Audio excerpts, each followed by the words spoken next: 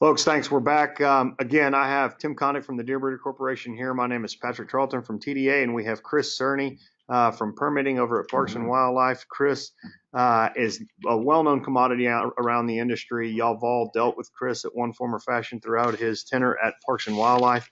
He's kind enough to come over to assist us in some permitting update, but specifically focusing on the geo-referencing component of the new regulations. First and foremost, for people that are on, if you get in a bind, if you can't hear, if you have to drop off for any reason, know that we are going to, we are recording this, and our plan is to put this out on the Texas Deer Association and Deer Breeder Corporation websites. And if Parks and Wildlife sees fit, they may share it out as well. So what our goal here is to make sure that if you happen to drop off or you have to go for some reason, know that we'll get it up just as soon as possible on our websites for everybody to be able to review later.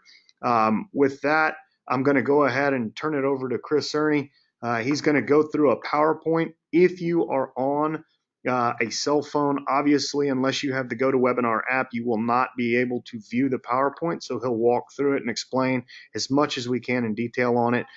If you are at a computer, you're able to view it, and you will also be able to ask questions. Feel free to ask as many questions as you can.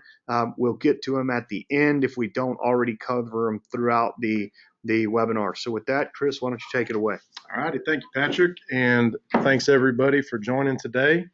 And please do let us know if you're having trouble hearing us or if something's not working right. What I'll do right now is start off with this brief PowerPoint that we have, because the real focus for the day today is to do a live demonstration of the georeferencing capabilities that we've incorporated into TWIMS. And so we want to spend most of our time there, but I think there's probably some questions. Sorry, real quick, we just had a little message pop up. Hang on one second. So one thing I know that folks are familiar with is that there have been a couple of recently adopted regulations. So before we dive into the georeferencing demonstration, I do just want to briefly cover for folks a couple of important updates that were recently adopted by the Texas Parks and Wildlife Commission. And the first one to cover is related to soft release provisions. Soft release is currently authorized where release sites that are taking deer can hold those deer in a temporary holding pen for up to 30 days per the original rules. And there's a recently adopted regulation change that says that soft release will now be available only from March 1 until the 10-day antler cutoff goes in, sometime in mid-September every year, depending on when hunting season starts. So the first change is you used to be able to request soft release at any time of year. But again, that soft release period was only for 30 days that you could hold those deer. So what we've done is now said that you can only apply for soft release during a certain period of time, again, when deer season is not open, so March 1 until that 10-day cutoff. But once deer are sent to a soft release pen, they can stay in that pen from the time they enter it, anytime after March 1, until the 10-day cutoff takes effect. So deer can now stay in the soft release pen for potentially several months, whereas prior the period was only 30 days. So the only other thing to know about this is, just like current process, you do need to submit a soft release request form prior to transferring deer to that release site and putting them in that pen. And we'll talk about during the georeferencing what it looks like to map a soft release site, or to map a release site that uses a soft release pen. We'll talk about release sites that have setups where there may be a smaller pen within a larger release site. So we'll cover a lot of this again during the georeferencing portion of this demonstration, but do be aware, again, just in summary for soft release, that you can apply for soft release anytime between March 1 and the 10-day cutoff. And once those deer enter that soft release pen, they can stay there for that entire period of time. No 30-day window anymore. And that takes effect immediately, essentially. So if you actually have deer in a soft release pen right now, they can stay in that pen until the 10-day cutoff. And then certainly if you submit a soft release request form here in the next few weeks or months, those deer will be able to stay in for that entire period of time. And this will be in place for next season as well. The next update to give you about recently adopted regulations deals with regaining movement qualification. This only applies to a handful of facilities where there is not a sufficient number of deer in the pens to do substitution testing, antemortem testing, to substitute for missed mortalities or for the minimum number of required tests based on the standard movement qualification rules. So some folks have found themselves in a situation where they just simply did not have enough deer in the pens to regain movement qualification. And so the regulation that was just adopted by the commission does provide an option to those facilities to conduct a initial round of antemortem testing for 100% of the eligible age deer in the pen, and then with a follow-up 1 year later of 100% of the eligible age deer in the pen. This provision really does apply to a specific few facilities out there. This is not one that most folks will find themselves needing to worry about. But if you are in that situation of trying to regain movement qualification, what I'd encourage you to do is contact the permits office directly, because your scenario will be unique and you'll want to discuss how this rule applies to your facility with them. There is a provision regarding when you can begin conducting that antemortem testing that's important. So if you find yourself in this position, please don't just immediately jump out and start pulling samples. Please do contact the permits office staff and make sure that you get this set up properly for your scenario. And those are really the two big recent updates regarding new regulations, aside from, of course, the one we're really here to talk about, which is the georeferencing. Yes, sir. Hey, Chris, on the soft release provisions, I want to make sure that it was clear to everyone that you can release the deer at any time after 30 days.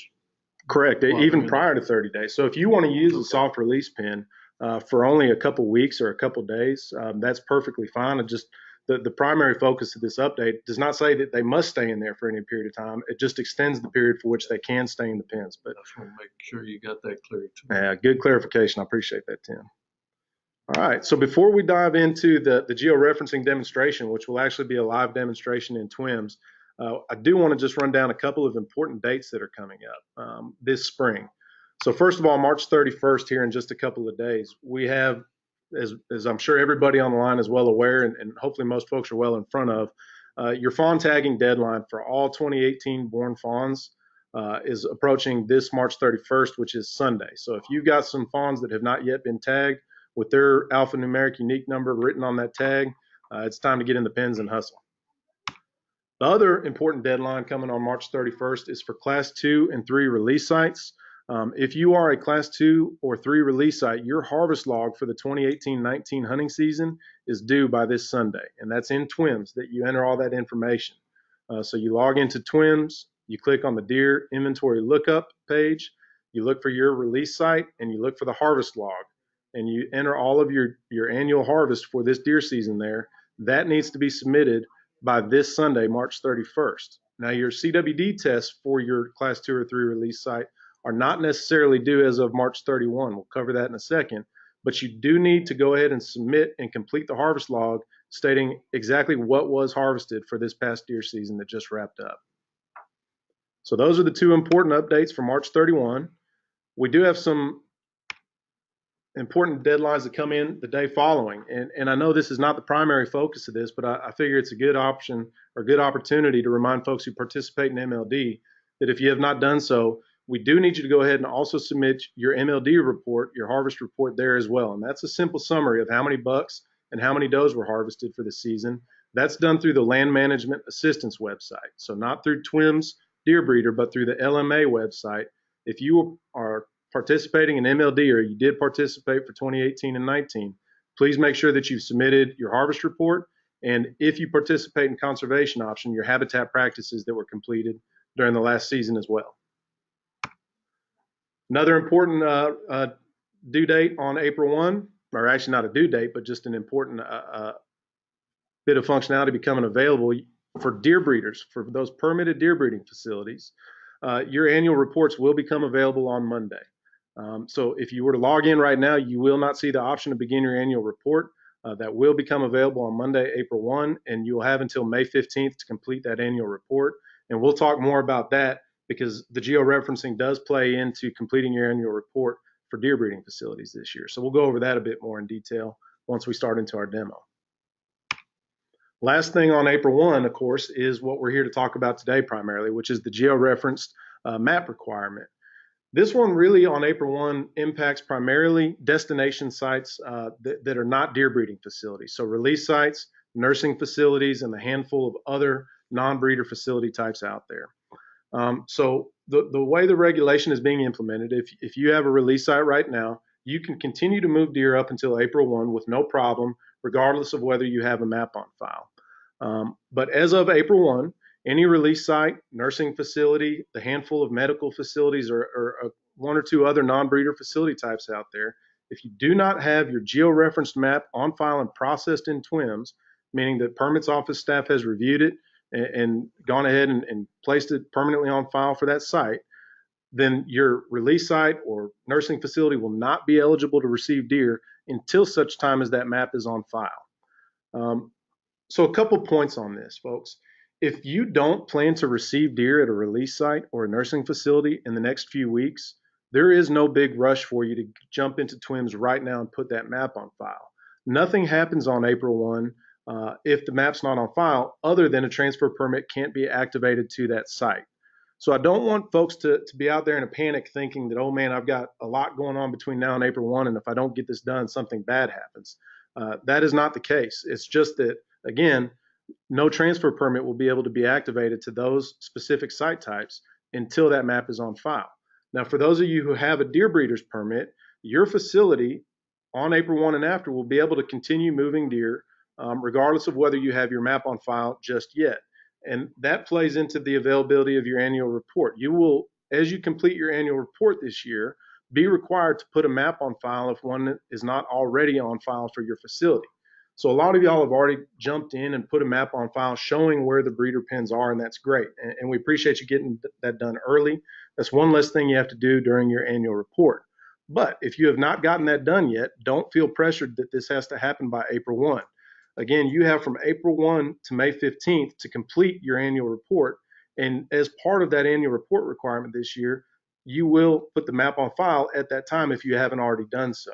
And so really for you, the deadline is that May 15th annual report that is always in place for us. And there's just one extra step now, which is to put that map on file if it's not already there.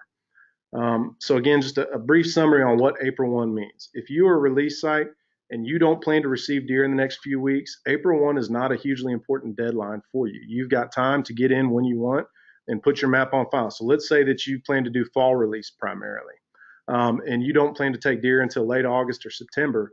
You have until that time essentially to get your map on file.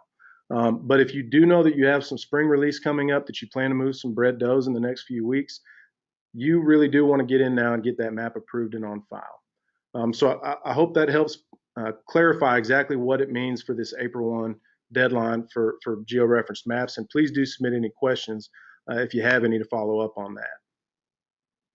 Okay, so our next important date is May 1. Now this date only applies to class 2 and 3 release sites, but that is the date by which you do need to submit all CWD tests that were collected from harvest on that release site during the 2018 and 19 season. So again, this coming March 31, this Sunday, is the deadline to submit your harvest log. And then by May 1, you need to add all of your CWD test results to that harvest log to be in compliance for this season. And after that, our next and final important date for this spring is May 15th, which, as we just discussed, is the annual report deadline or the annual deadline for deer breeder permits, annual reports, and renewals. And keep in mind, even if you have a multi-year permit, many folks out there have a deer breeder permit that's valid for 3 or 5 years, you still have an annual report requirement. You do need to go in and reconcile your inventory, update your facility information, including the map if that's not on file, review all the other information related to your permit. So you don't have a permit renewal to do if you have a multi-year permit, but you do have an annual report that needs to be filed. So please don't overlook this, but again, that becomes available April 1. You have 6 weeks until May 15th to complete that process. So folks, that's essentially the PowerPoint presentation that we're going to do. And so we've got, at this point, a live demonstration that we're going to do to show how the georeferencing works in TWIMS. And so from here, we're actually going to go ahead and leave from the PowerPoint. We'll come back, and I'm going to put at the end of this, what we'll do when it's time to start answering questions is we'll put that slide back up that has all the dates on it so that that can be there for a reference. But for now, we're going to go ahead and jump over and begin doing a PowerPoint, or I'm sorry, a live demonstration in TWIMS of how georeferencing works. And Patrick's going to help me get set up there. So bear with us just a second.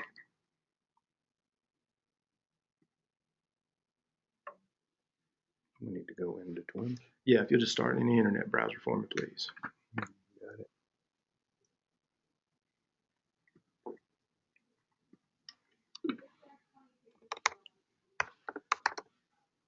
What is it? If you go to Google, please, and just search Twins. That'll be our first result.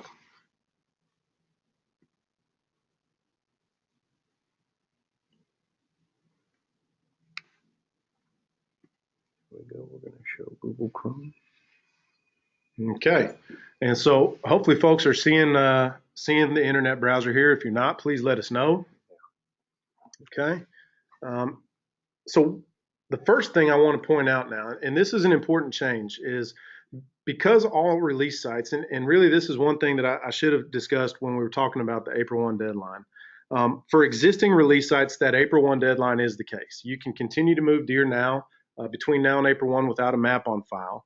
But if you're a new release site that needs to be registered, or especially if you're a deer breeder who has a customer that needs to register a new release site, that as of now does require a map to be put on file before that site gets a facility ID.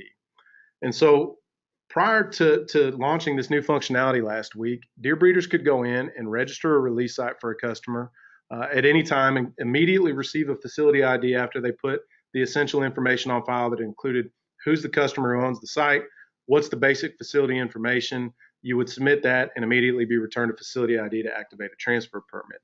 That process for new release sites has changed. You deer breeder permit holders out there with access to TWIMS do still have the option to help folks register a release site. You will be asked to put a map on file. So if you're going to help your customers register a release site, you'll want to ask them for all of the same information you've traditionally requested and ask them to provide you with a map. Folks can go into Google Earth, which is a free program most folks are familiar with these days, and you can draw a polygon, a boundary of your property, and save that as a KML file. That's an option that you can do within Google Earth right now for free. And if you ask your customer to just send you that KML file, then you can go ahead and upload that for them. Alternatively, you can direct your customer. If that sounds like something that you really don't want to take on, you think that might be a confusing process, what we now have available that was not available prior is the ability for a customer to apply for a release site themselves from the main TWIMS page without logging into the system. So I want y'all to be aware that you can send your folks to the TWIMS homepage and ask them, if you've got a planned release coming up in the next few weeks, you've begun discussions with the customer, ask them to go ahead and submit this release site application at their convenience, but as soon as possible. What happens when they complete this application, it goes in for our permits office staff to review and process. And right now, we're making these new release sites a priority and turning those around at most within 3 to 5 business days. But right now, I'll tell you, we've been much more close to 1 to 2 business day turnaround. And so we are prioritizing getting those new release sites processed and get a facility ID out there. So do be aware that you can still help your customers register a release site. But if you want to, you can now send them directly to TWIMS and they can do that process themselves. Okay. So all they do is open up that permit program information and application section, and they will see the release site application button there, and they can click to start that. We won't run all the way through this, but essentially they provide all that same information that you would already be providing. Who is the customer? And then they'll continue on to facility information. They'll draw the map of the boundary if they want to draw it within TWIMS, or they can upload a file. They submit that, and within a couple business days at most, no more than 3 to 5, we will have a facility ID that you guys can use to activate a transfer permit.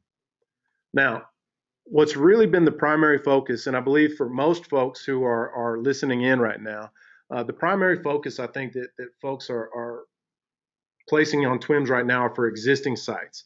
And so that's really what I want to demonstrate for us as we go through this is what does it take to use the mapping capabilities within TWIMS to get a map on file for your release site or your deer breeding facility that you already have registered, already have a facility ID for. And so that's what we're going to go in and demonstrate here right now. And so I keep some test accounts available, and that's what we're going to look at is how do we do this for our existing site. see if I can remember my password. Okay. So most folks should be familiar with this screen here, your main screen, and of course you'll go behind the deer breeder permits and herd tracking option, and you'll have a look at your facility page. So if you are a release site owner, or if you're helping somebody who has a release site that's already registered, when they get to their facility page, they have a facility ID. Now all you do is click like you would normally click to go look at your facility information. Open up this facility information page. It looks mostly like normal up top, shows you all the information about the facility name, the basic information about where it's located. The new feature, of course, is that there's now a map available. And that map is present directly on the facility information page, and it will open up to default to a view of the county where that facility is registered. So my site is basically registered to be TPWD headquarters in Travis County. And so what we see is the map is centered to look at Travis County. It defaults to show you satellite imagery, and we want you to use the satellite imagery to map your property so that you can identify your fence lines. But if you're kind of unfamiliar with locating your property on aerial imagery, please note that you do have the option to switch between aerial imagery and a street map layer. And so if you want to start locating your property by using this street map to help you kind of locate where you're at, that's certainly an option for you. And so you just click on the map and hold it to drag it around until you start to get your area centered. And I'll back up real quick. I immediately dove into what we're seeing on the map. And the most important thing I want you to know is what we're not seeing. What we don't see yet is a boundary on here. So if you have already had your facility mapped and it has already been processed by TPWD staff, you will immediately see your boundary on this page. So one thing to note is that I know I need to draw a map here because I don't see this boundary and I don't see a pending map, which I'll show you what it looks like once you submit your map and it has not yet been processed. But because I don't have a pending map notice here, and because I don't see a map on screen, I know I need to draw this. And so what we're going to do is locate where our release site is at on the map. And so again, I'm just going to show you here as I navigate around. Where's my scroll bar? Oops, pardon me, guys. I'm on a Mac, and that's not my native device here. What am I doing wrong, Patrick? Just trying to scroll. Well, I wanted to scroll back up on the main page here. Look at me. I need help, guys. There we go. So what I want to show you is that this release site is located east of Austin. You know, basically we put it at headquarters just for testing purposes. So I'm going to kind of move to the east side of Austin, and I'm looking for this area here. And there we go. And so what you can do is you start zooming in on your location. You use these plus or minus bars or buttons in the upper left of the map to begin zooming in. You've got this map help guide out here that describes what all the different buttons do. And what we do is we start locating our area. And so TPWD headquarters is here by McKinney Falls State Park. And so now I know that I'm in my general area where our test release site is located, and I want to switch back to an imagery view. And so you can put it on either of these two options for imagery. We have two different flavors available. Doesn't matter which one you use, take your preference. And you continue zooming in until you can easily identify your site. And this is the TPWD headquarters complex. So this is what I'm going to go ahead and map here. I don't know why I'm so bad at this. Just scrolling up. I'm going to scroll back up to show what my facility acreage is. Got it. I'll learn here. So guys, what I did was when this site was originally registered, which all of you will have a number here, it was placed on file as being 10 acres. Okay. And so the map is going to calculate its acreage as you draw it. So when we start drawing here and we close in our boundary, it's going to calculate the mapped acreage. We do not expect perfection. There is no expectation that if you said your release site is 1,500 acres, that you draw exactly 1,500.00 acres on the map. What we did was we allow a tolerance of 15% plus or minus from what your stated acreage is as compared to what is mapped on the screen. Understanding that you may not hit every fence corner exactly perfectly. And again, we're not expecting perfection here. So all we're looking for is that you get your release site mapped as best as you can within that tolerance. Now, if that stated acreage is no longer correct, If you know for a fact that when you log in and you see that your stated acreage that you put on file when you first registered your site is no longer accurate, maybe you bought property next door, maybe you sold off a chunk of property and therefore you've got less acreage now, you will have to update the acreage that is stated here, because the program will not let you move forward if you draw a map that it has a calculated acreage outside of that 15% plus or minus tolerance.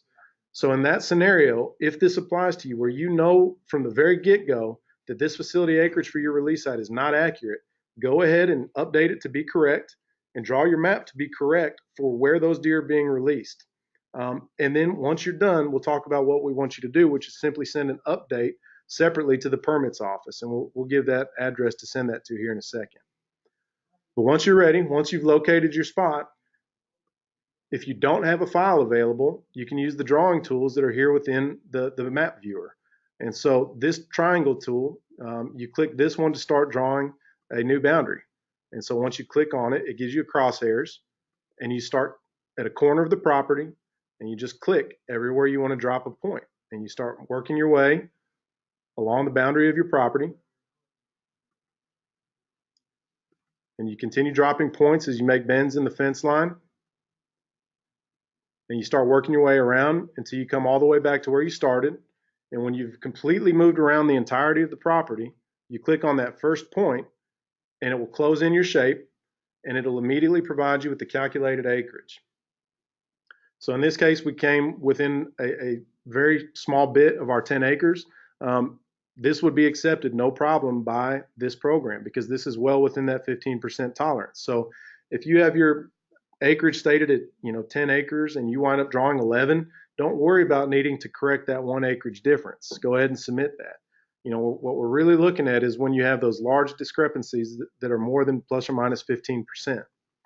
Now let's say that while I was doing this, I recognize I made an error and that I need to correct that I got a fence corner wrong. Before you submit this information, you have the opportunity to edit it. And so using the map help guide, you'll see that this wrench shaped icon, if you click on that, it will allow you to edit your boundary. So what you do is you click that button and it immediately shows you all those points that you dropped, and you can start dragging those around.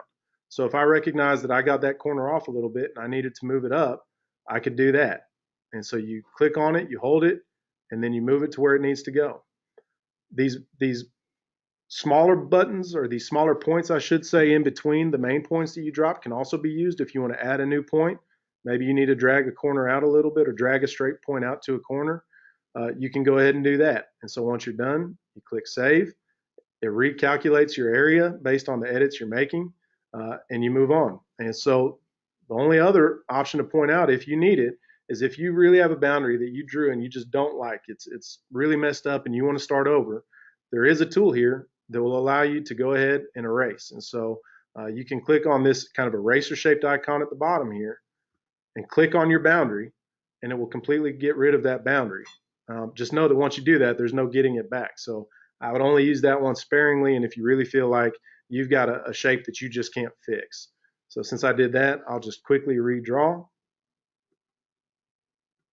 And this is the backyard, essentially, of TPWD headquarters that I'm drawing here. I've got my 8.63 acres that I drew that time, so I may need to adjust that a little bit because I know that I actually should be pulling in that little bit of acreage right there. Save it. It zoomed in on me a little bit, so we'll back out. I'm good to go. If this is indeed my site, and the important thing to note here, folks, is we're asking you to map the specific acreage where those deer are being released. So this should be the specific high fenced pasture that you have registered as a release site where those deer have access to 100% of that registered acreage. Once you're done with that and you are satisfied with the map that you have on file, and we'll come back and we'll look at the opportunity to upload, but whether you've uploaded or drawn your map, once you have it satisfactorily in place, you scroll down to the bottom of the screen and you hit submit. If there are any errors, it will flag those. So for example, if you have an acreage error where you've got too great of a discrepancy between the mapped acreage and the stated acreage, it will stay on that page and it will tell you that there is too much of a difference. So if you don't come to this facility confirmation page, if when you click submit, you stay on that page, then you know that you've got something you need to address, and it'll give you an error message at the top of the page. If you're successful like we just were there, then it'll give you a note saying that your update has been submitted and it's pending review by TPWD staff. One very important point of this message to note is that it says if you submitted your new map, it will not be displayed until it has been reviewed and approved by TPWD. So let's have a look at what that looks like. This is something we've gotten a number of calls on is, hey, I just submitted my map and I don't see it. So now we're back to our main TWIMS facility page. We go back into the site that we just drew our map for. And again, we don't see it showing up just yet because it has not been reviewed by TPWD staff. However, please notice that when we first started, we did not have this button here that says view pending map. Once you have put a map on file, you will have that button available and you can click it to see what you submitted. So this map here will be displayed for you and you can confirm what you submitted. Okay, so you can't change it once it's been submitted. If you recognize that it's a problem and you made a mistake, you can go ahead and resubmit a map immediately. But again, if you see either your map approved or you see that there's an option to view a pending map, that means you have something either already on file or about to be reviewed. So don't worry if you don't immediately see your map show up after you submit it. Just look for this button to view your pending map. Okay? That is the vast majority of what folks are trying to do right now. And that really is all you have to do. The only other thing I would say that folks should be aware of is you can upload a KML file. Now I'm on a different computer. I don't have any KML files ready to go to demo what you would do here, but let's say that you have already drawn your boundary, a property map of your boundary for some other reason, perhaps for participation in MLD, you have a file handy, or you can even go into the LMA system and download a copy of your map and save out the appropriate management unit, the KML for that file. If you have that file saved on your computer, and it does need to be a KML file, you can upload that by just clicking on this file browse button and going and locating that particular KML file. And then it'll immediately display it on the screen as if you had mapped it yourself within the program. You can click to edit it if it needs some minor corrections. It's fully functional.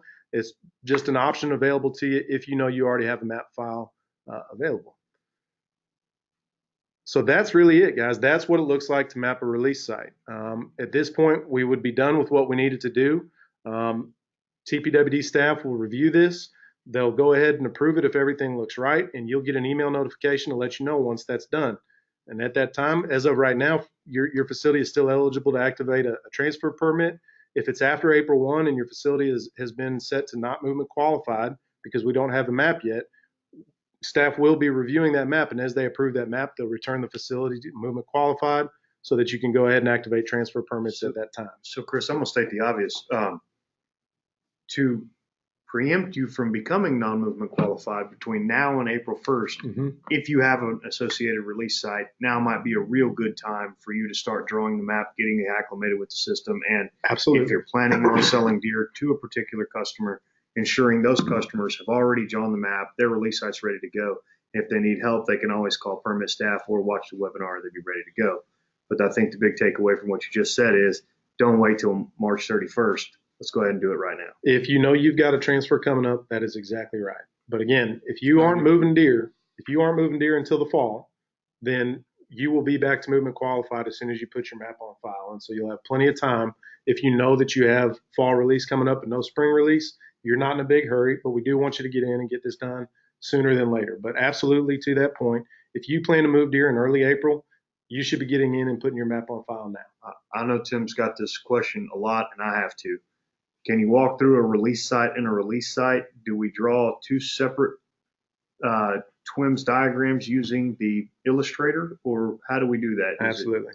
So this is a good question, and this is one that kind of is going to cross back and forth between soft release pins and then registered release sites. And so we'll have to kind of touch on both of these. So let's say that this 10-acre facility that I registered was actually contained within a much larger pasture, potentially 1,000-acre pasture that's high fenced. The question is, how are we using this pin and how is it registered? If your intent is to use that small pin as a soft release pin, you do not need to map that. You do not need to register it as with its own facility ID. Soft release pins are given authority to hold deer by submitting that form that we discussed that you need to submit to permit staff, which they review and approve, and then they forward that to local law enforcement so that those folks are aware that, hey, if we find deer in a small pen, on this larger release site, we know why they're there. They're there for soft release. And I hate to interrupt you on that point, but is there a mapping requirement for soft release in the new form system? When you submit the form, it's the same paper form we've been using. You do have to draw a diagram of the pen that says where's feed, where's water, because it is a small captive pen, right? So we need to know that those deer are cared for. So you do draw a diagram outlining the shape of the pen, and you show where on the release site it is generally, but that's done with that paper form. All we're asking that you map here is the larger release site. In that case, if what you're using that 10-acre pen for is specifically a soft release pen where you only intend to hold those deer for the period of that soft release provision. Now, I know that's not necessarily the case for everybody. Some folks, for example, may have a 10-acre pen inside of or let's say a 50-acre pen inside of a 500-acre pen, and they do specific release in that 50-acre pen for a reason. It's not meant to be a soft release pen. Those two release sites are separate from one another and should be registered separately, therefore. So what you'll do in that scenario, if you haven't already done this, is you will go ahead and map whichever site is already registered. So let's say you have that scenario right now. And potentially I'm imagining there's a few folks listening who this might apply to, where you have already had a release site on file that's your 50-acre site, and it's surrounded maybe by a 500-acre pasture. You've maybe never registered that 500-acre high fence site. You've only got the 50-acre site registered. We're going to ask that you do two things in this case. The first is to go in and map your 50-acre site and put the map on file for that specific pasture. Again, we want you to map the acreage that is specifically on file for that registered release site. Then if you have not already done so, what you need to do is go and apply for a new release site for that other acreage, and you would map that specific acreage. Which they can do right through the home screen of TWIMS now. Correct? That's right. They can do it through the home screen, or if you already have a TWIMS login, which I have here, right? I'm logged in as just a release site owner.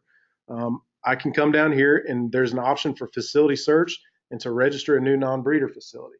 And so I just have to search by my last name and my driver's license number that's on file to associate that site with me. Or if you do it through the homepage, that's fine as well. It'll get associated with you at that point, but you do need to register that second release site if it's not already done so.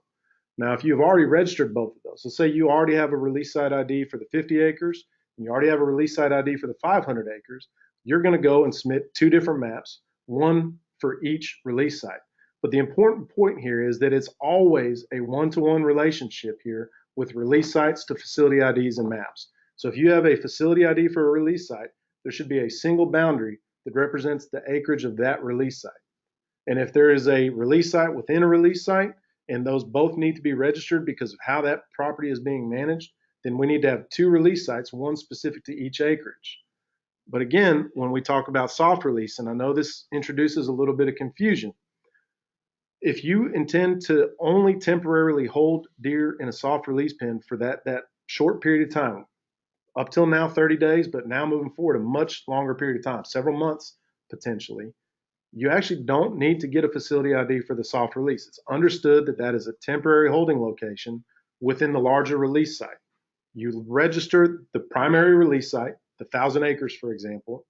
You submit a form that's available on the permits program, the Deer Breeder Program information page. You can go download that right now, and we'll look at that in a second. You fill out that form that describes the soft release. It basically says where the deer are coming from, what's the release site they're ultimately heading to, and then you provide information about the soft release pen itself. And in that case, you only need the one release site ID. It's for the primary release site, knowing that the soft release is being used in that temporary holding capacity, and those deer will be out on that main release site in short order within that few month period. So kind of a bit going on there, and I hope that helps, and I'm glad to answer questions. Is there any way that you can do an example on there of what you're talking about? Sure. Because I've got people that already have two release sites, one small one inside a large one, and they can't seem to get the small one mapped out. Is there a way you can show them how to do that right there? So let's do that. And so this was just to show, for example, what a customer who has just a release site sees when they log in. So the next thing we were going to do is demo what happens when you're a deer breeder or somebody who has a number of different facilities potentially that you need to update. And so two already registered release sites, one inside the other one with no common outside boundary. Again, I mean, just the short answer, and we'll demo it. I'll use a couple of release sites here to set up as an example. But what you do is you go into each release site and you map that specific acreage. So if you already have that, you have 2 facility IDs already registered for your properties. One's for a release site that happens to be within another one. When you go to release site number 1 and it says that it's 50 acres, you go and you map that specific 50 acres. And once you submit that map, you go to release site number 2 that already has an ID. And if it's 1,500 acres, you go and you map that specific 1,500 acres. Don't worry about the fact that you've got that other release site within that initial that you've already mapped. You're not going to see that map on file.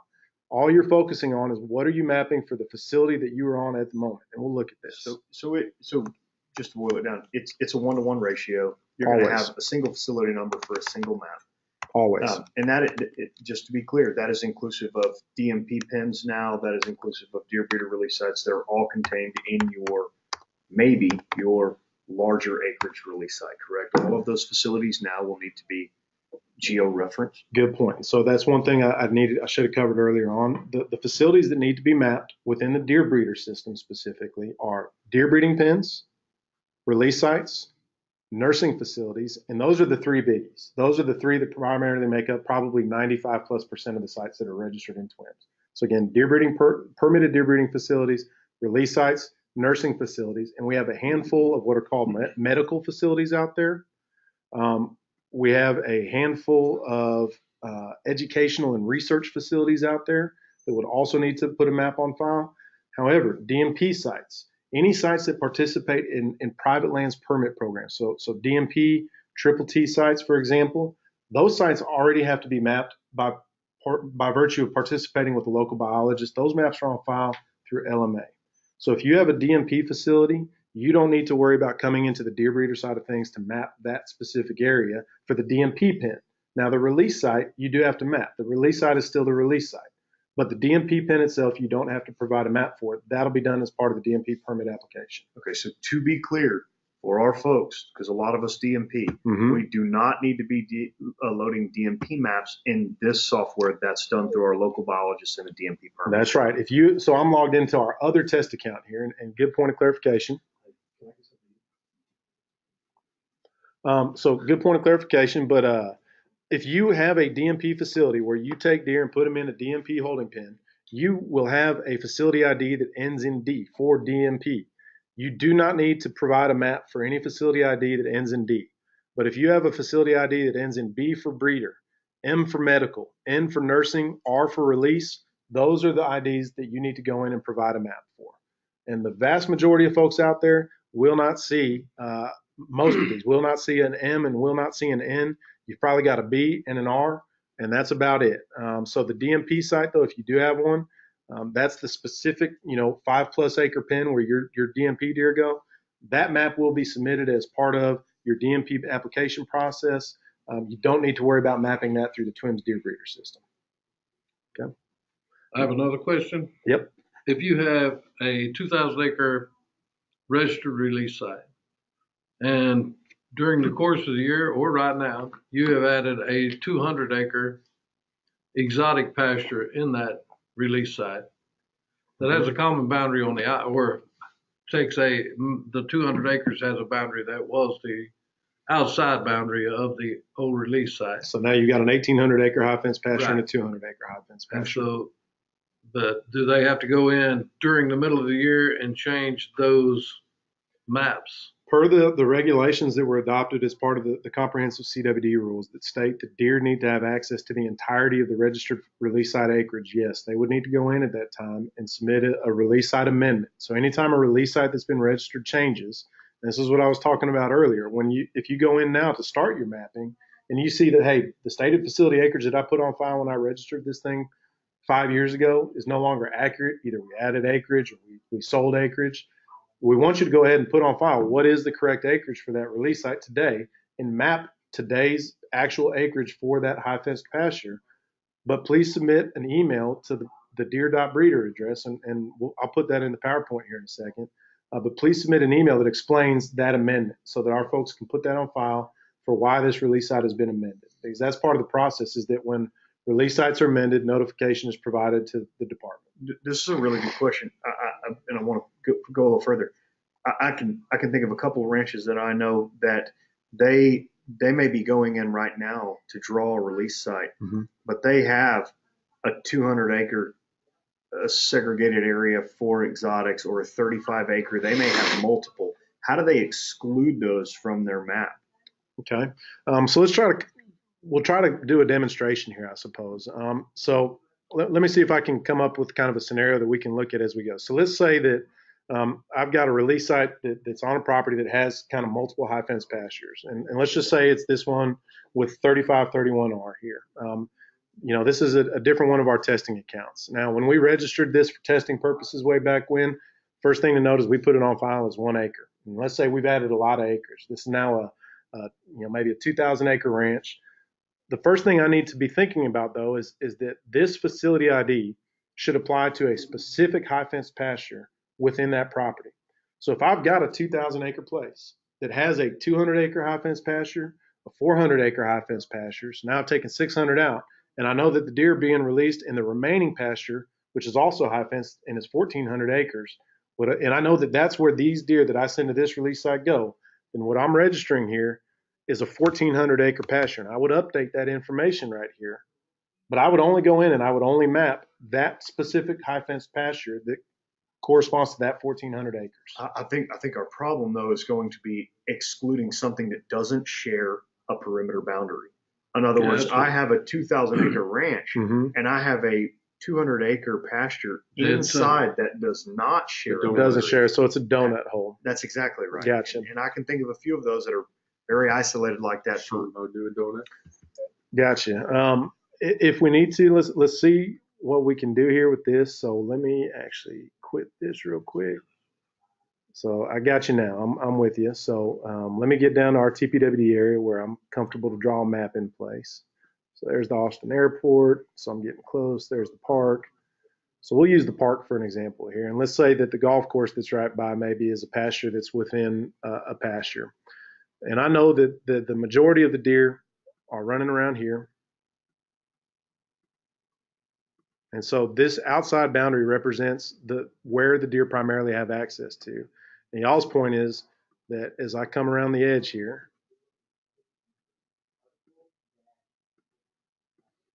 and I keep drawing and I eventually get there and I take in all the headquarters here. So I've got my 900 acres registered, but we need to cut a donut hole in this. I'm not sure that we're set up. Let's see what happens when we do this. Right. So the release sites are 1-to-1. So if I had gone in and tried to draw another pasture, it tells me, it throws this error that says you've already drawn a polygon. So delete it to draw another one. So what we have to do in this case is not trick the system, but essentially use a right of way to lollipop that in there. And so this isn't too bad to do, but what we can do is let's erase this boundary. This one doesn't work. So what I will do is begin. I will continue to show how unfamiliar I am with Max first. Bear with me. All right, so we'll start drawing our boundary. And I'm going to go along the edge of the park here. And when I get to a point where I say, hey, you know what? This is the shortest point of access along my boundary to where that interior section is, I'm going to go ahead and cut on in. And I'm just going to draw a thin line in here. And I'm going to exclude this area. And I know this isn't ideal, but what we're doing is we're going to just exclude, and we're going to say this northern half of this golf course is that hole within a hole. And I'm going to come all the way back around. Let me see if I can zoom in a little bit more here. And I'm going to get right close to where I leave just that little bit. And I'm going to come and follow it right back out. And we'll talk about what it means in a second to have that little gap in between. I recognize what that means. But then I will just continue back. And so I apologize, I jumped a little bit here, but I just went back to my main exterior boundary here. And now I'm continuing to draw along. And I'm going to continue drawing my boundary. And I'll cut across, following my fence lines where I know that pasture that the deer are primarily being released in have access to. And we'll work our way all the way around now that main exterior area. And what we have when we zoom out is essentially a short right of way that runs in and says, here's our main release site with this hole in the middle. So you have to cut a dog leg in there essentially with your mapping tool And I get that this potentially makes it look like there's a small gap that these guys can't cross. What I'd encourage you to do in that case is just send a note to Deer Breeder staff, email them and say, I've got this scenario where I've got a pasture that's completely contained within a larger pasture. I drew my map in a way that makes it look like there's a small gap between the fence, but I just did that so I could get my main release site mapped. And we'll make a note for that facility that lets us know why that was drawn that way. Is there a way to enhance the system for maybe future use where we could ask you and Mike to do more work than you're already doing? and create an icon maybe that would allow us to create a donut hole. I like that terminology if we can stick with that, but sure, it might just an exclusionary tool that would allow us to do an airport, for instance, or there's a lot of our guys that use airports, home facilities, things like that. Sure. That we're going to need to be. And actually, we saw airport guys do that same kind of drawing right there. Okay. Some guys with strips. And I appreciate you walking us through this, but if there's a way to. Yeah, we'll work on an enhancement. There are options out there in certain tools that allow for donut hole cutting. Our understanding was that this is a pretty rare use case scenario. And so what we wanted to do is provide the functionality that takes care of the vast majority of folks. But absolutely, we will investigate donut hole creation and being able to cut out those snippets inside of an area. For now, it may be slightly clunky, but trust us, we'll understand what this is. But do send us a follow-up email. Just to be clear, if we map a release site that has a breeder facility in it, some of our breeder facilities are substantial acreage, 50 acres, 100 acres, whatever it is. Do we need to be donut holing those? No. And we've had plenty of that come in already where, somebody has let's say a 10, 20 acre breeding operation that's inside of a 1,000-acre pasture. Go ahead and map your pasture and then map it exactly to the fence line that to be that release pasture. And then go and you'll be on a whole separate facility ID. You won't be seeing the map that you drew for your release pasture. Just map your breeding facility. Our staff do have the ability to see where overlap occurs. That's one of the things that they're reviewing and making sure that we're not putting multiple release sites on top of one another. So, when it comes to seeing a breeding facility inside of a release site, that's understood. You may expect a call that if you're drawing that scenario where you have a 10-acre release site inside of a 500-acre release site, both have their own ID, you might get a call from permit staff for some clarification about what's going on there. What we're trying to avoid is saying that, somebody, let's say that I have a release site, Tim has a release site, you have a release site, all three of us are neighbors. What we are reviewing is to make sure that I don't draw my release site on top of yours and that I don't draw mine on top of Tim's, and therefore we've got questions about which release site boundary is actually correct. But it is understood that deer breeding facilities are often contained within a larger release site. We've seen a lot of that already, and that just gets approved. And we can see from the map viewer that we have access to, when we click on a specific boundary, what's the ID? And we can go and look at why that might be laid out in that fashion. What's the email address again? They need to email? It is deer.breeder@tpwd.texas.gov. And when we're almost done really with what I wanted to show for the main mapping component here. So what we'll do is we'll jump back to the PowerPoint slides in just a second, and I'll type it in on the slide. And so the map that you have up there right now, that is not a hunting facility inside of a hunting facility. No, this is so the example that I was trying to demonstrate here, as I understood from Patrick, is that maybe this is a 200-acre exotics pasture that's completely held within a larger release site. Can you turn that into a release site for me on that map? Is that the same way you would do that? No, so what we would do there, in this scenario, this map that applies to this facility ID is done. And this is all we're going to do on this page. This is facility ID 3531R. It's registered as 1,400 acres. Now notice that I only drew 550. So this could be the case where if this was the acreage that was on file, I may need to make an update, or I need to come down here and maybe I just missed my map and I need to correct my map. Let's watch what happens here. I'm going to try to submit this knowing that I'm way off on my acreage, and we'll see what happens. So notice I did not jump to my facility confirmation screen. I stayed on this facility information page. This doesn't matter what type of site you're on. What it does is it says this stated acreage of 1,400 acres right here, and the calculated acreage from the map that was drawn, which is 554, do not match. You either need to adjust the map if it was drawn incorrectly, or you need to correct the acreage that's on file, whichever one is incorrect. Again, perfection is not what's expected. So if you have 100 acres and you draw 110, you're not going to have a problem submitting that. But when we get to this kind of difference, where it's greater than 15% difference between the two, that's where we threw a flag and said, wait, something's probably not quite right on one of these two components here. I know this is the elephant in the room, but I'm getting questions about it. Is take this donut. There are deer in that donut. Mm-hmm. If that is another release site, Mm-hmm. that is its own separate release site. Mm-hmm. Can I open the gates and let deer into the other release site by amendment through you guys, or how do I inevitably amend that if I've got two release sites right now? So the first thing to do is make sure that both existing release sites are mapped. Yep. In this case, we would submit this map for 3531R. So let's go ahead and do this. I'll try to walk through this to some degree. So let's assume that my stated acreage was wrong and I need to make it match. And I'm going to go ahead and put in that I have a 550 acre release site here. And let's put this on file.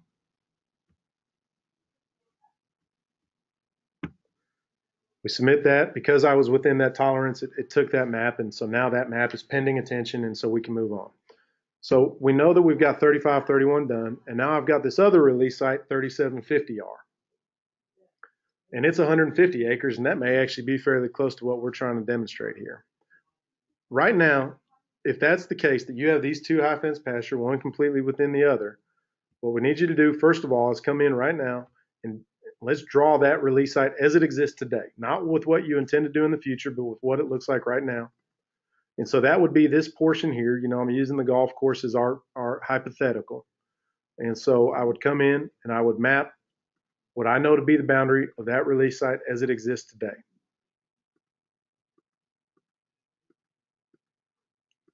And theoretically, when Parks and Wildlife staff, when TPWD permit staff opens this up, now I've got 128 acres here, so I missed my mark a little bit. I need to expand this. That's a little bit outside of 15%. There's 145 acres. Now I hit my fence line just right. I don't want to take that. I don't want to take that for granted.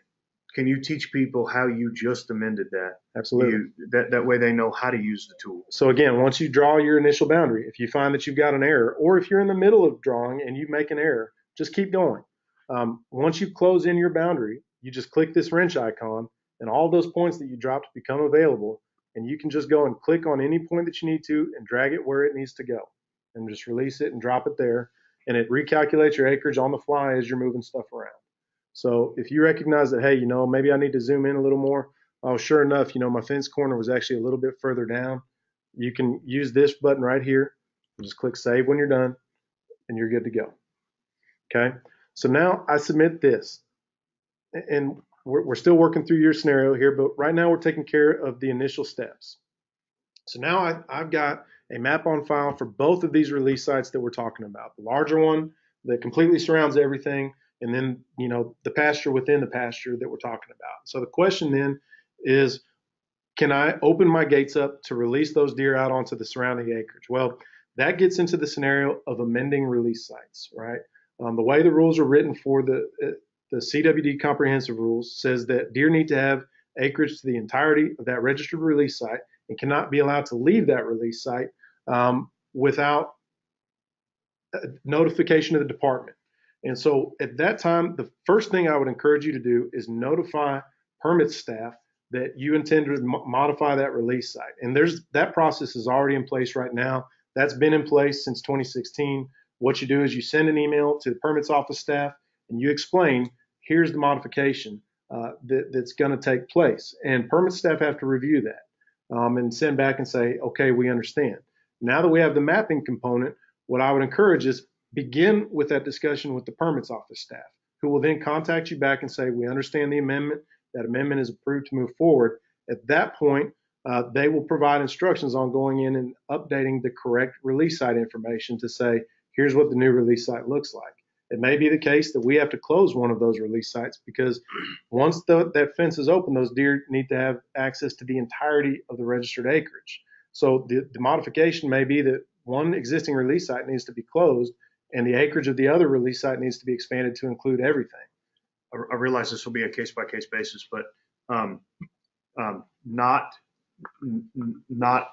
misunderstanding the new soft release rules allowing for a 6-month provision, still being kind of final tweaks being worked on. But if somebody chooses to reopen that release site at a later date, it could be a year or 2 years, whatever it is, they simply go in and it has to be a 1-to-1 and they recreate the release site. Please don't actually recreate a release site. What we want you to do is contact permits office staff, because again, you're starting the process of amending an existing release site. That acreage that had been originally registered as a release site that you then amended to say that it's now part of a larger release site, that acreage was all rolled in.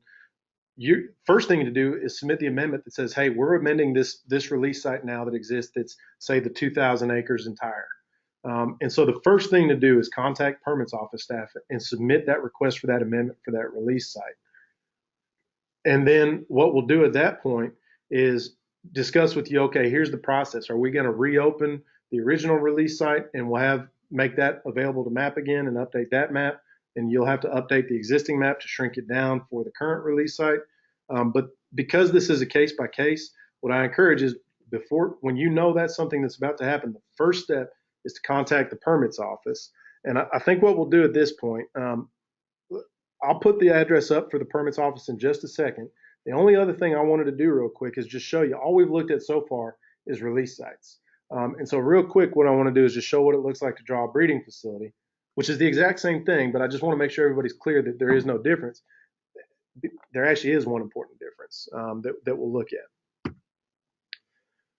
So remember, maps for release sites, maps for nursing facilities, medical facilities, it's one map, one boundary per one facility ID that matches that acreage. Before we leave release sites, and thank you for that point. Before we leave a release site, how does a landowner turn a existing release site into a soft release? It's a good question. First thing, it's going to be a release site amendment. And so again, we're going to ask that you contact staff, because what we need to do is address the existing facility ID for that site and determine what needs to happen to it. Does it need to be closed, for example, to say that, or does it even need to be modified? There's going to be a number of scenarios we come across where it depends on, has the surrounding acreage already been registered as its own release site, or what exactly is the case? I mean, this is a release site amendment. So the first step in these scenarios every time is to contact permits office staff, explain that particular scenario, and then we can help figure out what is the next step. Because I guarantee you, there's probably about as many different scenarios as there are people listening right now that we might come across. And so I don't have a blanket answer. It depends on what's been registered around that site, how the releases have been conducted there in the past, and that's going to drive what we need to do to get the information that's on file up to date, potentially create a new release site or modify an existing one, and then submit a soft release notification. Before we leave that facility inside a facility, if you have that facility inside a facility, can the facility inside the other facility be like a class 3 facility, and the facility on that around that be a class 1 facility? And then if they release deer out of the smaller acreage into the large acreage, does that become? That's a big part of why the CWD regulations were written the way they were. Where deer are released is where the release site classification pertains to. So that's one of the big issues that we're looking at here, is trying to make sure that we're tracking where does that release site class belong. So if you have a small acreage within a large acreage that you took class 2 deer into, that specific acreage is where those class 2 requirements apply to. Now, if you amend that class 2 release site to allow those deer to have access to larger acreage, that's one of the things the permits office staff need to monitor. You should be well aware that as soon as you amend that release site acreage to provide those deer to have access to larger acreage, the class 2 status goes to that new acreage as well, and those class 2 requirements apply there. Now, I realize that we are now in March of 2019, and so there's a lot of discussion about do release site testing requirements still apply? If you are a brand new release site today, and because the TC2 status does still exist for certain deer breeding facilities that haven't upgraded or haven't done the antemortem testing to upgrade, or haven't been testing at 80% for 5 years since we're only 3 years in, a brand new release site registered today might receive a class 2 designation if they took deer and transfer today or later, after March 1 of 2019. That release site would not have any CWD testing requirements go with that Class 2 status. However, we do have a number of Class 2 sites out there that have not completed all required CWD testing on that site. They still have testing moving forward into the future deer seasons until all that testing is done. And if that applies to anybody that's listening in, you should know that as you make release site amendments, those Class 2 requirements go with the release site amendment that you submit. So I just want to be real clear. If a site is done with release site testing, you still need to submit your amendments. Release site amendments need to be submitted because of how the rules are written. And if there's a Class 2 consideration, particularly one that has deer testing requirements with it, you need to be aware that that moves with that amended facility acreage. So I hope that helps. Yeah. So the last thing that I do want to demo before we just completely open up for questions, and I do finally throw up that email address for folks to copy down. There is one important difference that is in the mapping. I mean, the process is the same, but one important difference that's allowed for deer breeding facilities that we haven't covered yet. So this is the one scenario where one-to-one doesn't apply. Everything we were talking about before now was a non-breeder facility, you know, the release, the nurse, the nursing, the medical, etc. Deer breeding facilities, though, potentially do have different sets of non-contiguous pens under the same facility ID. So the first thing to note when we are registering a deer or mapping a deer breeder facility, you know, this is our test site. Again, at TPWD headquarters, our theoretical facility has 2 pens covering 8 acres. We are not asking you to, if all those pens are contiguous, we are not asking you to map individual pens. We are just asking you to put down the perimeter of where are those pens located. But we're just like what we drew for the release site. So if you have an entirely contiguous set of pens, just draw the perimeter of that facility, encompassing all the acreage that you use as part of that breeding facility, including a handling barn or whatever it is that you have included in that mapped or that stated acreage. Draw that, just draw that perimeter footprint, submit that just like we've been showing already, and you're good. Let's assume though potentially that, like we know we have out there, a number of folks who have multiple non-contiguous sets of pens that are under the same facility ID. And that only applies to deer breeding facilities. This, again, does not apply to any release site. This does not apply to any nursing facility, only to deer breeding facilities. But if that scenario applies to you, you do have the option to draw multiple non-contiguous perimeters when your facility type that you're drawing is a deer breeding facility. And so that's what we'll demonstrate here real quick. I want to be clear for folks, this is only under the same breeder facility. Right. Correct.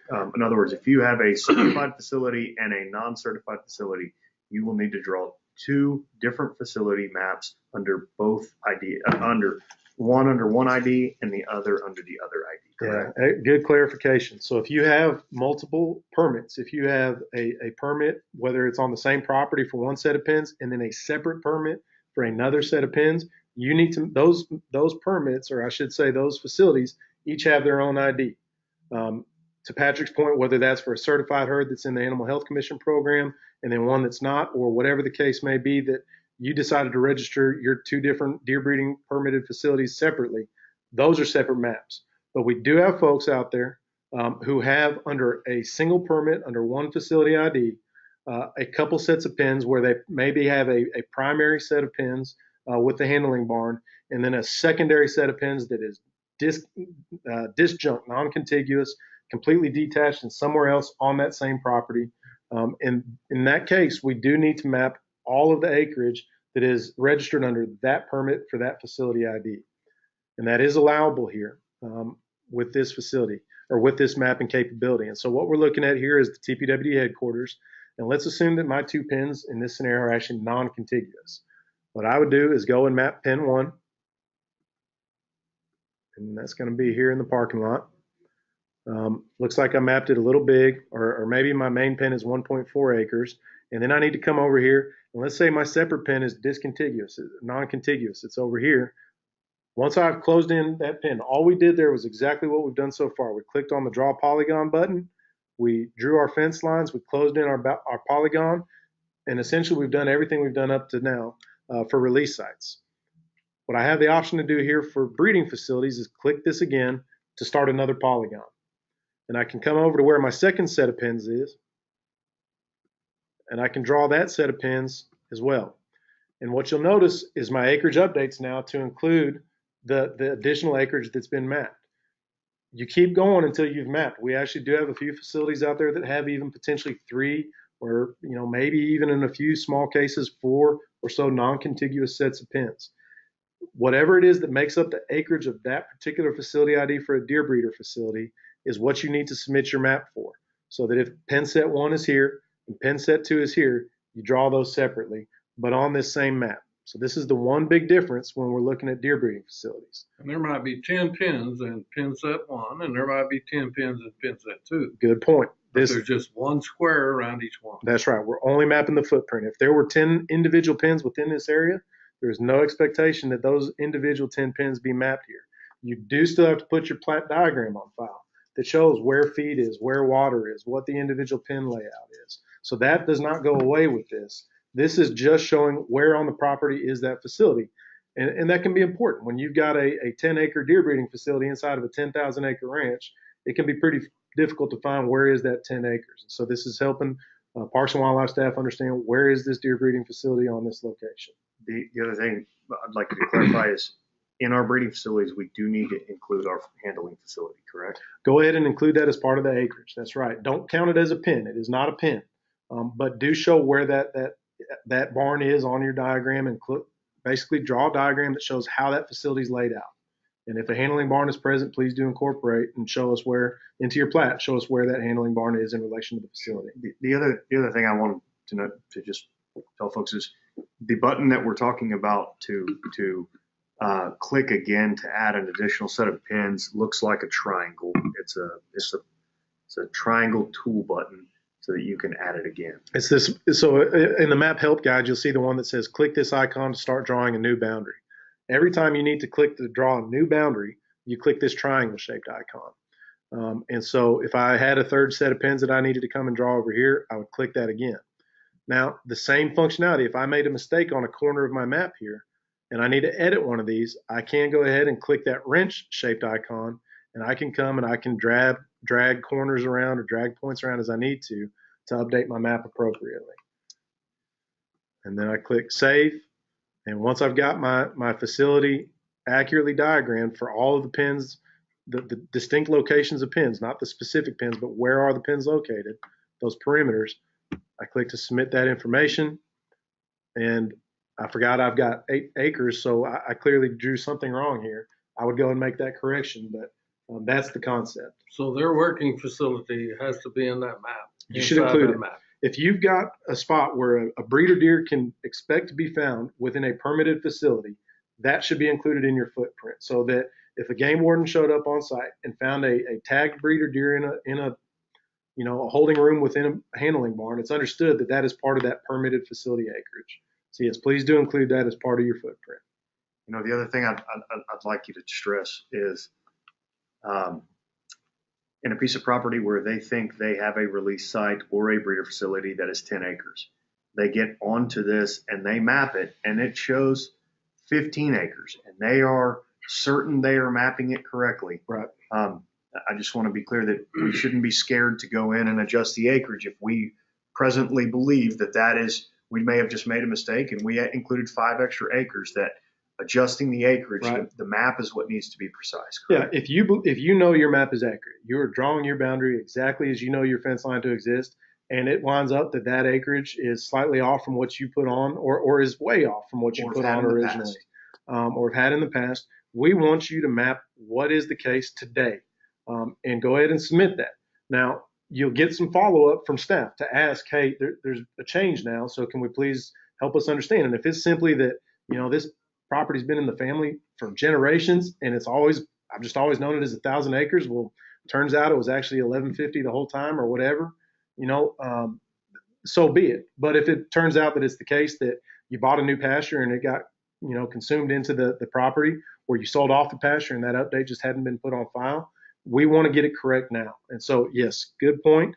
If there's something that needs to be updated, draw what you know to be accurate, and please don't adjust your map to look like what you think it should look like. Draw your map to reflect what you know to be the case on the ground to the best of your ability. Also, staff would be contacting you because there could possibly be a mistake that you made. Sure. And would help you And that's why we Correct. don't be scared to get contact. I mean, if that's the case and we need to go ahead and touch base, we will, and just make sure, hey, is this correct, first of all, and then second, if it is the case, what do we need? Fair enough. What do we do to get it right in TWIMS? And so if I can make this work here, finally, is that address that we've been talking about.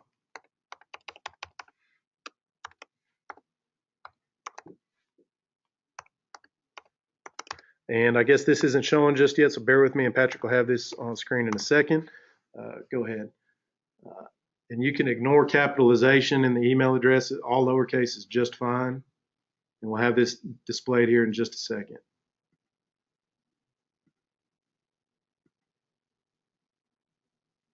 So for those of you who are watching online, ignore the capitalization. It doesn't matter, but that is the correct address where we've been discussing that you would send any sort of release site amendment requests to, which again, that's always the first step in the process of amending a release site, is submit a notification to that email address. Or, if you have questions about soft release, go ahead and send those questions to deer.breeder@tpwd.texas.gov.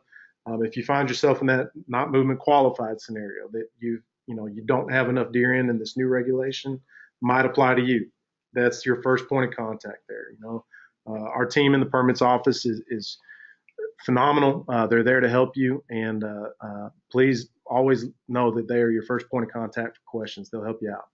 On the georeferencing map, if your working facility or your barn or whatever is inside your georeference map of your breeding facility, you don't have to mark that on this georeference map that that's the barn. Just include it in the main perimeter of the deer breeding facility. Correct. You don't have to do some separate distinction of what is the barn versus what are the pens.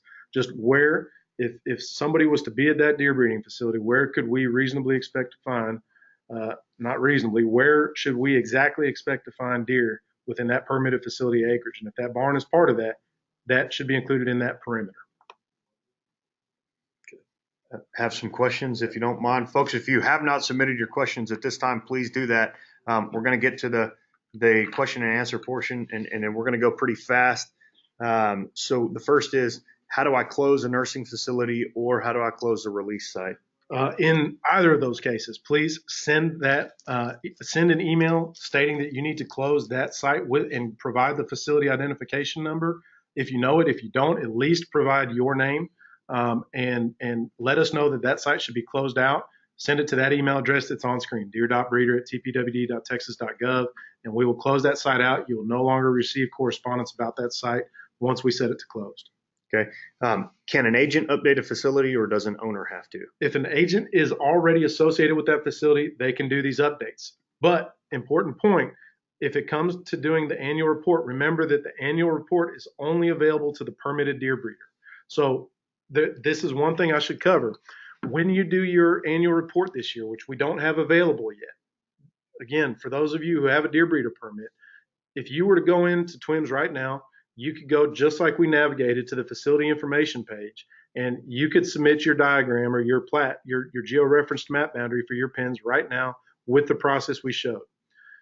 If you want to hold off, if you're not worried about jumping in today, and keep in mind that you don't have to, you'll be able to continue moving deer after April 1 without putting that map on file. You just won't be able to submit your annual report until the map has been placed on file. During your annual report, this exact same, one of the things that you review as part of your annual report checklist is the facility information. That same page is there. It just has the mapping component with all of the same features we just saw. So at that time, if you're doing your annual report, you'll be able to put the map on file then. The reason I state this is that annual report is only available to permitted deer breeders, not agents. But an agent can log in now for any site they're an agent on, whether that's a breeding facility, a release site, etc., and they can put a map on file right now. So yes, agents do have access, but only through the facility page. Okay. The next question we've already covered is, do we need to worry about mapping a deer breeding facility inside a release site? The answer is, it needs two different maps. Exactly right. So you'll map every facility ID you have that is a release site, a deer breeding facility, nursing, etc. There should be a map on file for that. Okay. And then this one is, do DMP pins have to be georeferenced through TWIMS? The answer is no. it needs to be done through your biologist, through the LMA. Right. So understanding that there is a DMP facility ID provided in TWIMS, all of the maps that you will do as part of your DMP application process will go through the initial application, which is done really by setting your site up in LMA appropriately with your biologist, and then you actually submit your application for DMP through the private land side of TWIMS, and you'll still provide all the normal diagrams showing, again, where the location of food, shelter, and water is. All those diagrams still apply. And so, no, you do not need to map a site that ends in D on the TWIMS deer breeder side, which applies to DMP pens. Okay. This one is about breeder pens, breeder pen acreage. If they're going to add acreage, is it okay to add now? Even if they don't share a pen, or if they're in the process of adding on to an existing breeder pen? Only if the high fence is complete. Keep in mind that it's required that a release site be completely enclosed by a high fence. If you have this is one scenario that we know occurs. For example, somebody buys a new piece of property, can quickly get 30 or 40 acres high fenced, and they want to get some deer release, so they do that, knowing that they ultimately plan to close the entire property in with 500 acres of high fence. And at some point, they intend to amend the release site and allow those deer to have access to that entire acreage. That's fine, but do not submit that amendment until that release site is completely high fenced. So yes, I mean, I realize I'm being wordy here, but the answer is yes, if that high fenced acreage is complete and ready to be registered as a release site. Only in that case should you go ahead and submit your amendment now. And this one says, how do you adjust your facility acreage and save it prior to mapping in order to stay within the 15% error margin? The answer is you do it all when you map now, correct? That's right. We can jump back in if we need to, but that field was editable while you're on that screen. So you can make a change to that stated acreage while you are on the screen that you do your mapping on. So you just do both at the same time. Yep. And so we're getting this a couple of times in here. I think there's a fear that there may be a discrepancy. Discrepancies are okay. What we're trying to do here is get the map to accurately portray your particular facility ID. So go ahead, make your map to the best of your ability, and then go into TWIMS, and then go up to that editable field that would be in yellow where you would be seeing it above the mapping tool. That's right. And go ahead and make sure that matches what your diagram below that you drew was. All right. If you are confident that your map is correct, and that acreage is outside of that 15% tolerance margin, go ahead and correct that stated acreage. Like Patrick said, you just scroll up the screen a little bit where it shows all of your facility information, and you will see where you can type in a correction to the stated acreage. Another one here is if you've already done this and you didn't include your barn, how do you go back in and fix it? You go right back in and you go ahead and you draw another map. Okay, so just go ahead. Go to the ranch, right? Just go to the deer breeding facility ID in question and submit another map. Click the ranch. Click the ranch. To edit. Yeah, Right, sorry. Your map will show up if it's already been approved, and you just click the wrench and you can edit it. If you don't see it yet, because it hasn't been approved or processed, you can click to draw a new boundary and go ahead and submit that correct boundary that includes that entire perimeter. So y'all, for those of us that are listening on a cell phone or something in a truck, when they were talking about it is the wrench, WRENCH, not ranch. The wrench tool component, when you go into the TWIMS mapping system, you're going to see a couple of different icons, and the help bar that's right there will be very helpful for you, but it's the wrench on the side that you would then make adjustments to your facility. Yeah, your Craftsman wrench. Thank you for the help there. I know this is a little bit time consuming, but would you go back through the deadlines? We kind of rushed through them, but even if we just put up the screen. Absolutely. Can you walk us through the deadlines again? That way everybody gets one more talk over about what deadlines we need to know are upcoming. Oh, great point. So most importantly, coming up and most immediately, I should say, not most importantly, they're all important. Most immediately, March 31, this Sunday, if you've got fawns that have not been tagged in your breeder pens, it's time to get out in those pens and get to work. So fawn tagging deadline is March 31 for all deer born in 2018 that are in pens. Also March 31, if you are a class 2 or 3 release site, your harvest log for your release site is due for the 2018-19 hunting season this Sunday. Again, you'll notice that your CWD tests are not due for that harvest until May 1. So if you don't have your CWD reports back yet, that's okay. But you do need to submit and complete your harvest log showing what was harvested by this Sunday, March 31. Okay, so the next day, Monday, April 1, a couple more important things come up. So your MLD reporting deadline, if you participate in MLD, is April 1. So at the very least, it's harvest that has to be reported. And if you're in conservation option, you also need to go ahead and get your habitat practices on file. That's due by this coming Monday, April 1 at midnight. On April 1, this isn't a deadline. This is when you can begin doing your annual reports for your deer breeder permit. So again, regardless of whether you have a multi-year permit or a one-year permit, everybody that has a valid deer breeder permit needs to complete an annual report or submit a closure notification. And if you are due up for a renewal, you need to go ahead and submit your renewal with your $200 or whatever the fee for the multi-year permit of your choice is. So that starts April 1, not due until May 15th. Final thing, of course, for April 1 is primarily what we've been here to talk about today. The geo-referenced map requirement really is implemented on April 1 for those non-breeder facility types. So if you have a release site, a nursing facility, etc., that does not have a map on file as of April 1, you will not be eligible to activate a transfer permit to that site until the map is on file. The important point there being, if you have a transfer that you know is coming up in the next few weeks, you want to jump in now and get your map done. But if you know you don't intend to release deer until the fall, you are not so worried about April 1 right now. You do want to get in, and I'm not telling you to put this off, but I'm telling you, you don't need to be in hurry mode right now either. You've got time to get it done if you don't have a upcoming release. But if you do intend to send deer to a release site in the next few weeks, get in touch with your customer. If you have a release of your own planned, get that map on file by April 1. May 1 is our next date. Class 2 and 3 release sites that submitted that harvest log by this coming Sunday, by May 1, you need to get your CWD reports on file for that harvest. And then finally, May 15th, as always, that's when your deer breeder annual report is due. So those are important dates for the next month and a half. I'm just going through some more of the questions. On soft release provisions, we just want to be clear that we are now going through a new soft release requirement that a regulation that will allow us a 6-month provision. That's correct. Those are already open, even though we don't have finalized the finalized documented language is not quite online yet. We're still allowing that provision. So correct. My question, one of the questions is, how do we go about notifying it? And I think it's as easy as submitting the form. Yep. So if you could move me back over, let's move into internet browser, back to Chrome. And let's go ahead and move over to our website. I'm going to just go ahead and open up a new tab if that's all right. And let's go. I'll get a web page up for us here in just a second, folks. There you go. So Texas.gov. There it is. Oops.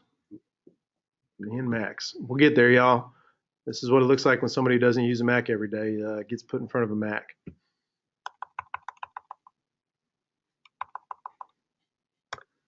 So if you're on the TPWD homepage and you want to look for information about soft releases, the easiest thing to do is to click on our wildlife tab, click on permits,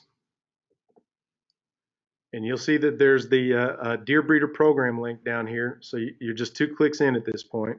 Click on deer breeder program. And we've got a bit of information. So all your access to rules and regulations is available. Links to TWIMS and TWIMS instructions are available. And then down here we have forms. And one of the forms is this soft release request form. If you click on this, it gives you information about how to fill it out. Nothing is changing about this form. So again, a soft release pen does not need its own release site ID. It is understood that a soft release pen is held within a larger release site, and that any deer temporarily held in that soft release pen will be allowed out onto that larger release site that is registered with its facility ID by whatever the appropriate release date is that applies to that soft release pen, which is now the 10-day cutoff or earlier between March 1 and the 10-day cutoff. So what you do is you make sure that your site is registered. You fill out this information here. The permittee name is the source of the deer. So where are you taking deer from? Where are they going to?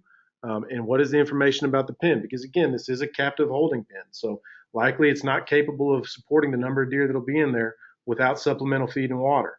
And so it's required that we go ahead and say how many deer are going in here. Can it actually hold deer? Are all the things that need to be in place to hold deer in captivity there? And then it is required that you provide a diagram that shows where is feed and water, so that we have that on file stating that we know that those deer will be cared for while they're in that pen. Trying to better understand this, we had a question come up that we realized that they need to be out of the soft release pen 10 days prior to the hunting season, just like it would be a transfer of deer. That's right. But when can you start putting them in there? A lot of times we move does in the fall. Can you move them in there? Can you move antlerless into the pen after the release date? No, so as I understand the provision, and I'll ask anybody that may know better to correct me if I'm wrong, but as I understand it, the soft release provision says that deer can only be placed in the soft release pen now during a closed season for deer. So that means that between the 10-day cutoff and the end of February, when it's open deer season, no deer can go into a soft release pen. So we're talking about being able to use a soft release pen now from March 1 of a given year until the next 10-day cutoff arrives, which is always mid-September, whatever the 10 days before that actual start of season are. So great point, but no, you cannot put deer into a soft release pen during an open deer season now. Okay. That is one change that came with this adoption. Okay. The other is both commingling of susceptible species in a soft release pen and commingling of any species. In other words, it is my understanding that we cannot commingle CWD susceptible species in a soft release pen with whitetail deer. So if I had Sika and I had whitetail, I cannot put them in a soft release pen. But if I have a soft release pen that has a black buck in there with whitetail, that is permitted. Can you explain what the provisions will be? That's a great question, and I'm going to be a little careful on this one. Particularly for those folks who participate in a Texas Animal Health Commission program, I don't want to speak out of turn here about what requirements may be on sites that are registered for THC susceptible species. So what I think I should do in this case is provide you with an answer. I'll get you an answer and email it to you, but I'm not going to go out and say something wrong here while we're online. So let me check into that for you, and I'll get you an answer that you can share with your membership. Sure. And I think one of our things is some of these what we would call acclimation pens are also used for exotics. Right. We want to know what can you commingle with whitetail deer during that 6 months and what can you not, so that we don't get people in trouble. Absolutely. We'll get you an answer for that, but I want to make sure we get it right. Sure.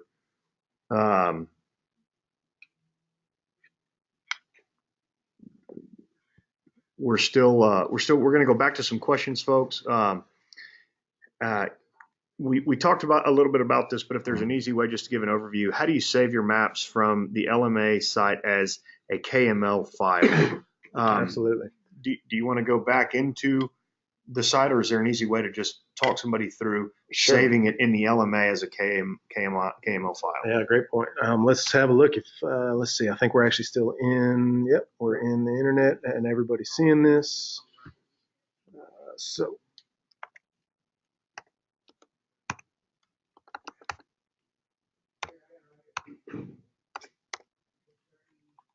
Oops, let me just do this. This should search. Here it is.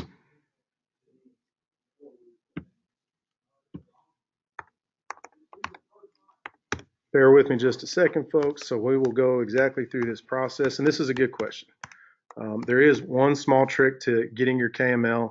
It's easy to get out of the system, but then there's one small trick that you have to do to use the file to upload into the system here. Let's see, what is...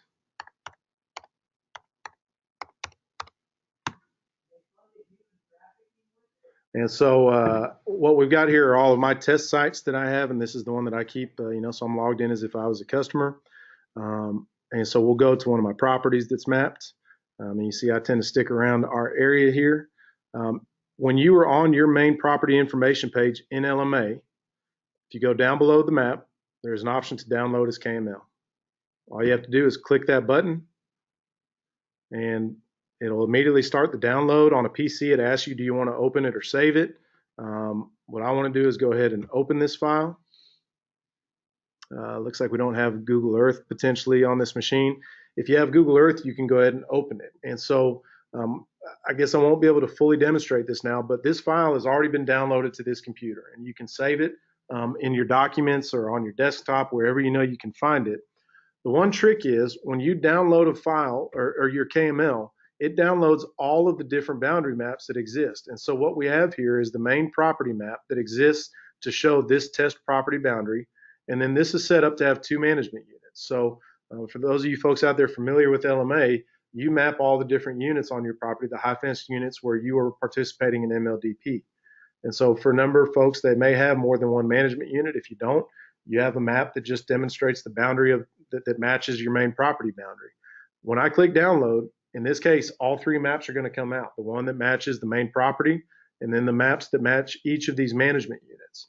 And so my assumption is that if these are differently high fence pastures here and you have multiple management units, then you need to go ahead and open up Google Earth and save the KML that matches this specific pasture. And it comes out for you, it's there.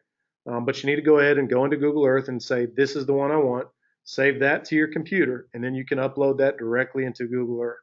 Likewise, even if this had a single management unit, you get 2 maps out. You get the main property and then the overlaying management unit that happens to match. You still want to go on Google Earth and just save one of those boundaries that matches that perimeter. Otherwise, it's going to try to double your acreage. So if you download your file and you find that it seems to be doubling your acreage, open that KML in Google Earth, and on the left-hand side of Google Earth, you'll see where you can look at the individual layers that make up that map, and you can save the specific KML you want. Good. And then it's pretty simple. You go back into TWIMS for your facility ID. Yep. And there's a little file folder on the left of the map. You hit the little file folder, and again, then you would just go to your browser, wherever you saved that document, desktop, wherever it was, and you'd be ready to go. That's right. And so if we were in here, just to show exactly what Patrick's talking about, if you have a file available, whether it's for your breeder facility, whether it's for your release site, what we have primarily focused on are the drawing tools to allow you to draw within the system. But this button right here is a upload tool, and it will open a file browser so that you can find whatever you have saved to your computer. And so when you hover over it, it says if you want to load a file, GPX or KML, KML is primarily what folks are using. That's where you go to do that. Okay. Dive back in here just to make sure we got all of the questions answered.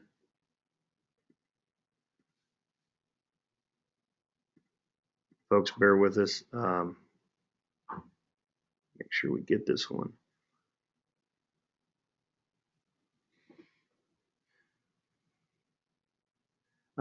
Y'all, this is a pretty simple question, but again, I want to be real clear that we answered this correctly now. Says, if I have a 1,000-acre ranch and it is divided into 4 pastures separated by 7-foot fences or higher, do I need 4 different release sites? The answer from now on is each pasture needs its own facility ID and will then have its own corresponding map to be drawn. Correct. So you will not draw 2 maps in one mapping system unless you are in the deer breeder portion of the breeder facility portion of this system. So if you are dealing with a release site, if you have multiple release sites, you will have to have 1 map per each release site ID. Correct, exactly right.